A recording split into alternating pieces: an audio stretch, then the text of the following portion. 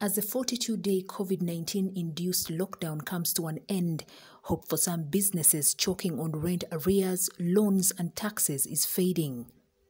In an interface with the Parliamentary Committee on Trade and Tourism, members of the civil society have called upon the government to allocate more money for financial stimulus support to the private sector. Uganda goes through UDB, businesses cry. When government says I've done myoga, businesses cry. Where exactly is the problem, and where do you suggest such mechanisms should be utilized?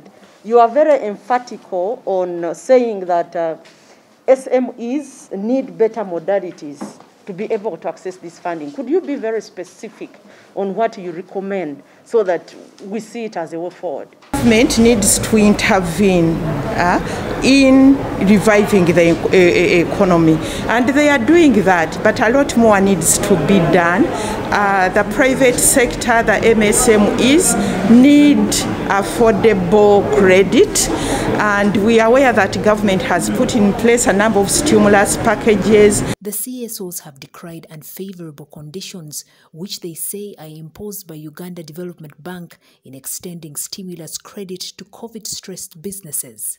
Uganda Development Bank was allocated 455 billion shillings last year as a stimulus package to resuscitate businesses, but many businesses were unable to access these funds because UDB maintained the normal lending interests and procedures. Government has put funds in the UDB, but when you look at the conditionalities of the UDB, they are not appropriate for our MSMEs. You know, the conditionalities are for big companies, not MSMEs. So either government removes that money and maybe put it in other commercial banks or other private sector associations. We have been hit by the pandemic and the lockdown twice.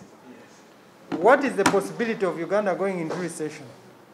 Officials from the Southern and Eastern Africa Trade Information and Negotiations Institute, SEATINI, today told the Trade Committee chaired by Mwine Mpaka, the Member of Parliament from Mbarara City Division South, that the stimulus package should be distributed to different commercial banks to enhance accessibility of funds to small and medium-scale enterprises. So it will be just a conduit. They are not giving it to commercial banks for commercial banks to only lend as commercial banks, but as a conduit to reach out to MSMEs. And what we are also saying is that they can be able to use associations like UZIA, Private Sector Foundation, CASITA. They can be able to build the capacity of these associations. Earlier this week, officials of Kampala City Traders Association told the same committee that they gave up on UDB stimulus money because of the tough lending conditions. Report by Fred Kajubi for the news at Parliament.